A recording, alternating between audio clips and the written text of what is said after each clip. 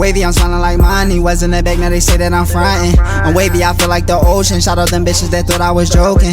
I used to tuck gas in the sofa, now I be walking around with that toaster. I'm next out of Philly, it's over. Shots in the area, I got your bitch toasting. They say I be doing the most. I laugh in they face like they joking. I'm dripping, I feel like the ocean. I'm bleeding red on these roses. My uncle, he say I'm the closest.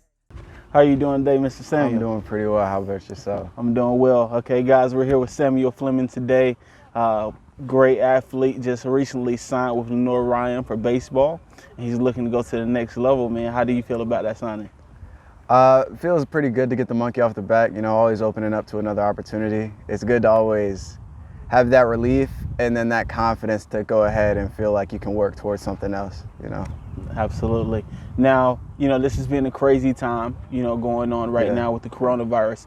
You didn't get to play out your whole season this year, unfortunately. Your last season, your senior year, but you still was able to sign with North Ryan, of course. But what's the feel of missing your entire senior season? It hurts, you know.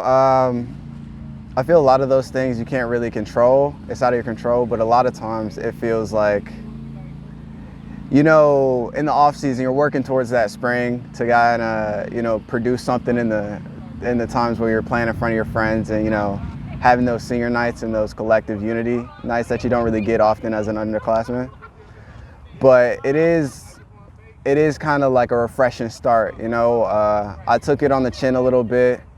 Starting out hot and not being able to finish is kind of like another chip that you got to put on your shoulder, trying to say, I want to do that again, but at the next level. Now, I know in the past you started with North Mecklenburg High School, then you went over to Vance. When you went to Vance, you was playing with a little more talent. The speed of the game, I'm guessing, increased a little bit. Right. How do you feel like that's going to help you at the next level? First thing is that was just an amazing group of guys to be around. You know, I think Vance is one of those places where it really boosted my experience in the weight room. Like, we were going crazy at it, especially since, you know, the football team, they were winning state. Those guys, I've never been with the group of guys that goes after it that hard on the daily. Being surrounded by just that type of group of athletes has accelerated my game when it comes to just the physicality of it, and being able to translate that to, you know, in the diamond with, you know, guys who maybe aren't working out with four-star prospects. It really feels like a difference, you know. And talk about the weight room. Talk about the weight difference that you've kind of went through. I know, you know, I remember you as a freshman, you know, weighing all of maybe 108 pounds. Right. What's your weight sitting at now? About 170. 170. Now, it hasn't made a big difference when it comes to your hitting, to your fielding, having that size on. Being one of those guys with a high metabolism, you always feel like weight is one of the big things that's going to separate you from, you know, whatever level that you stop at. Being one of those guys where it's like putting on weight is, you know, another challenge that comes with it. I think the progression from my freshman year to my senior year of being able to put on that weight and already being not undersized but light as a guy who sits around 6'3", it definitely translates, especially for a guy like me who, you know, putting on weight is a little more difficult. That 170 is a lot more muscular than a dude who maybe puts on that weight a little bit easier. So for me, it's definitely something you can tell where balls are shooting out the gap, especially fresh out the weight room. Absolutely.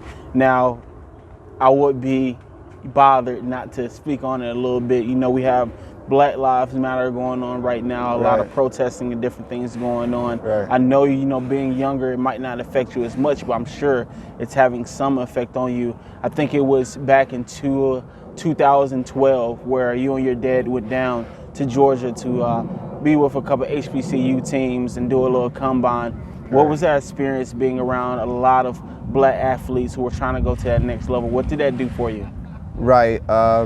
Being a black athlete in a majority white sport, it can be difficult at times, especially going to places where you feel like the oddball out, especially always having to reestablish yourself as a player.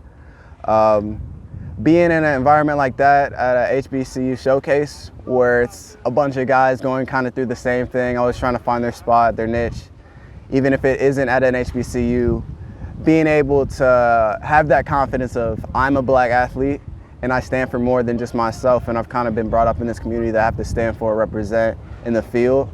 So just being able to be surrounded by those guys who kind of know, all right, we're going through kind of the same struggle, and we gotta, you know, bust our butts if we're trying to make it somewhere. And so everybody kind of has that same, all right, I'm trying to beat you out, but nobody loses in this situation. Absolutely. And talk about the family support that you've got. You know, I just mentioned your dad a little bit, driving you down to Atlanta. It's a couple other places you traveled to, Florida, South Carolina, to play baseball at a higher level. Right. What has that meant to you? My dad and I think we've put in at least, it has to be almost 1,000 hours of windshield time behind a car. You know, there are a lot of times where, as a player, you're not the only one who's going to make it to the next level, if that makes any sense. I know the highs and lows of any sport, especially baseball, which is kind of a game of streaks and also kind of a game of just mental, being stronger mentally than the other guy next to you. My dad's always been kind of a big help, you know, driving to showcase after showcase, missing calls after calls. You know, even if you're a high D1 guy or even a mid D2 guy where I'm at, getting that call, 9 out of 10 times you're gonna go to 10 showcases and only get maybe 1 or 2 calls back, and not being able to take that on the chin and progress from it will definitely decline your game. And I feel like my dad being there as a support, kind of dragging me out of the bed sometimes when I don't feel like I got it anymore, I think that's something that has kind of instilled into me to, even when he's not around, it feels like somebody is physically dragging me out the bed, because I know I'm not just doing it just for myself anymore. Yeah, absolutely. Now, going to Lenore Ryan, what's the goals? What's the next step? Definitely going to break something. That's my first goal. Definitely ingrain myself somewhere on their history books. I have big aspirations, especially since my story of coming up and being able to get to where I am right now is just a group of people who have never been, you know, recognized for their baseball knowledge or just ability in a sense. And so just to put those guys on the map, because I know, like, my dad not being able to finish his high school career might not get as much respect as a guy who played college ball, but some of the things that he's taught me I've never heard before, and it seems to work for so many guys who go off to the next level. Like the connection he has, like Jeremy Sheets down in Georgia, those type of guys he's always been surrounded by, but nobody will be the first to mention him or even some of the guys that he's put me around. So going to LR is more than just all right, I made it to college. It's more of I'm trying to put everybody who's helped me get to this moment on the map. Nice, nice. Now, is there anything you want to say to your families, to your friends, to your fans at this point? That's always fun to think about, you know, support, especially being the guy at a high school. That always feels really good. But I don't think I could get anywhere without the people who kind of believed it. There are going to be people who believe in you more than you think you believe in yourself sometimes. And what that does, it almost boosts your energy. It gives you that second wind, especially working in like the Novembers or the early Decembers in that off season. It's something that you can't do alone. And I feel like when you have people in your corner, when you have that base that isn't just results in, you know, what you can produce, but that environment of you've already proven yourself to us and there's nothing that you need to do outside of yourself that needs to be done. It just shows that I've already won before anybody gets next to me, you know? And I feel like that's how you gotta go out and attack things if you wanna be successful.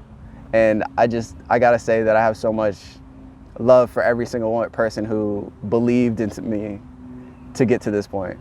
Amazing, man. Well, it was a pleasure talking to you. I really appreciate this time. I look forward to seeing you at the next level. No doubt. Thank you. Thank you.